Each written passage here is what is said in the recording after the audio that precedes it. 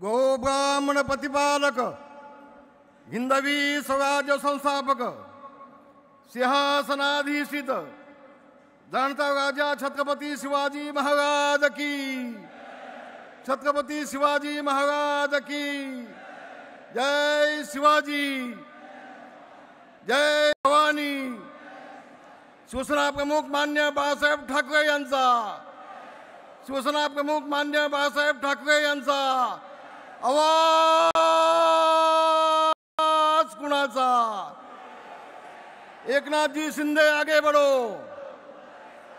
एकनाथजी शिंदे आगे बढ़ो, एकनाथजी शिंदे आगे बढ़ो। धन्यवाद। आता मला वाटतं इकडे कोण आणि तिकडे कोण असा आमच्यापेक्षा मीडियाच्या मंडळींना अधिक प्रश्न पडत असतो आणि म्हणून त्याच्या आधी मी एवढंच आपल्या सगळ्यांना सांगेन, हे व्यासपीठ बघा, हे व्यासपीठ बघा। आता ज्यांनी सांगितलं अगे तिकडे माझा शेतकरी उद्ध्वस्त होतोय, मला तुमचं पुष्पगुच्छ गुच्छ नको, ह्या संवेदना दाखवणारे आमचे एकनाथ शिंदे, आपले ज्येष्ठ नेते मुख्य नेते एकनाथजी शिंदे आहेत, आमचे गजाभाऊ आहेत, आमचे आठसू साहेब आहेत, ही सगळी मंडळी इथं नेते मंडळी बसलेत, हे बघा व्यासपीठावरती। आणि मगाशी येता येता मी माध्यमांमध्ये पाहिलं, तिकडचं व्यासपीठ पाहिलं आणि तिकडचे नेते पाहिले, वायकर साहेब मला हसायला आलं, वायकर साहेब मला हसायला आलं। एक वेळचं ते शिवसेनेचं व्यासपीठ, कुठे दत्ताजी साळवी, कुठे दत्ताजी नलावडे, कुठे अमरराव जोशी, कुठे नवलका साहेब, कुठे वामनराव महाडिक साहेब, कुठे आमचे सरपोतदार साहेब। आणि आत्ताचं व्यासपीठ पाहिलं ते शिवाजी पार्कचं, मी वाईट वाटलं, डोळ्यातून पाणी आलं। उद्धवजी, तुम्हाला मुख्यमंत्री पदाचा हव्यास होता, हव्यास, आणि मुख्यमंत्री झालात काँग्रेससोबत जाऊन, आणि म्हणून ही मराठी माणसाची एकत्र असलेली मूठ ही फोडण्याचं पाप तुम्ही केलंय, होय तुम्ही केलंय। शिवसेना प्रमुखांच्या विचाराला तिरंदाजी दिलीत, शिवसेना प्रमुखांच्या विचाराला काळीमा फासलात आणि काँग्रेससोबत जाऊन सोनिया गांधींच्या पायावरती शिवसेना घाण ठेवली। अरे मला अभिमान वाटतो एकनाथजी शिंदे यांचा, त्यांनी निर्णय घेतला, होय शिवसेना प्रमुखांचे विचार आम्ही खाली पडू देणार नाही, शिवसेना प्रमुखांचे विचार पुढे घेऊन गेल्याशिवाय राहणार नाही, ही भूमिका एकनाथजी शिंदे यांनी घेतली। आणि म्हणून शिंदे साहेब, आज हे सगळे शिवसैनिक आहेत ना, हे तुमच्या पाठीशी खंबीरपणे उभे आहेत। हा सगळा शिवसैनिक महाराष्ट्रातला, मुंबई ठाण्यातला फक्त, मला शिंदे साहेबांचा फोन आला, रामदास भाई संबंध महाराष्ट्रात दुष्काळग्रस्त झालाय, मोठ्या प्रमाणामध्ये पाऊस पडलाय, लाखो कुटुंब उद्ध्वस्त झालेत, आणि म्हणून हा आजचा दसरा मेळावा जरी असला, आनंदाचा मेळावा असला, तर आपण सगळेजण शेतकऱ्यांच्या दुःखात सहभागी झाले पाहिजेत। आणि फक्त महाराष्ट्राचा मेळावा न घेता फक्त मुंबई ठाण्याचा आपण घेऊया, मला खूप समाधान वाटलं, खूप समाधान वाटलं। संवेदना आहेत या नेत्याला। अगं मी तर म्हणेन, इथे जे सगळे दिसत आहेत ना, हे सगळे आमचे मावळे आहेत, हे सगळे भगव्या झेंड्याचे शिपाई आहेत, हे सगळे शिवसेना प्रमुखांचे कडवे सैनिक आहेत, हे सगळे छत्रपती शिवाजी महाराजांचे मावळे आहेत। इथं सगळे मावळे आहेत आणि तिथं जमलेले सगळे डोमकावळे आहेत, सगळे डोमकावळे आहेत।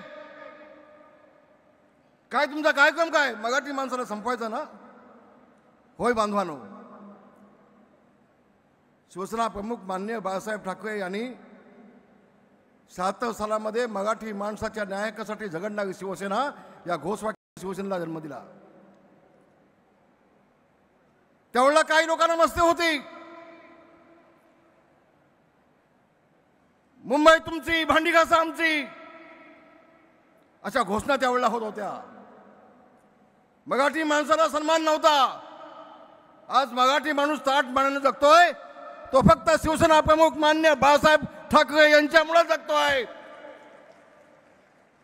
असं म्हटलं तर मी चुकीचं म्हटलं असं मला वाटणार नाही. बांधवांनो, काय केलं उद्धव साहेबांनी? तुम्ही 30 वर्ष तुमच्या हातामध्ये महानगरपालिका आहे. 30 वर्ष आम्ही घेणार.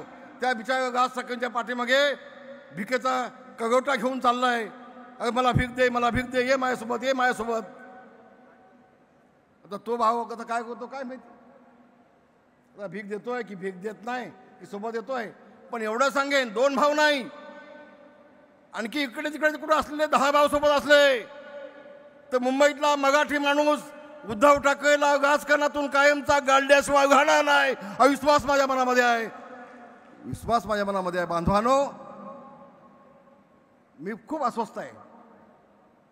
30 वर्षामध्ये माझा मुंबईतला मराठी माणूस, मग तो लालबागचा असू देत, तो दादरचा असू देत, तो गिरगावचा मराठी माणूस असू देत, ही सगळी माणसं आता आहेत कुठं?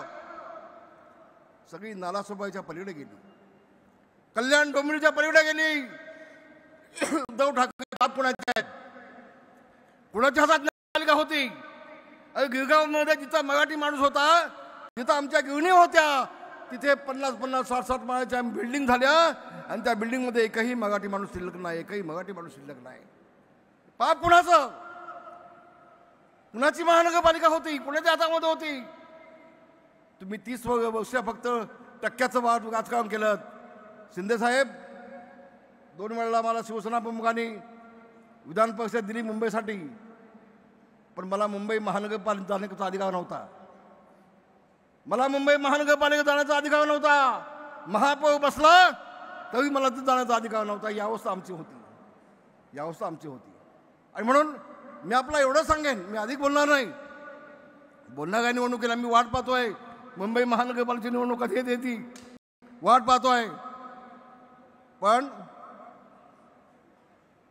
उद्धव ठाकरेंना शिवसेना प्रमुखांचं नाव घेण्याचा अधिकार आहे का? आता बाप म्हणून नाव घेऊ शकता. राजकीय दिशा म्हणतोय, सॉरी, आता पुन्हा तेवढंच मीडियामध्ये येईल. शिंदे साहेब, मला एक विनंती आहे तुम्हाला. शिवसेना प्रमुखांचं निधन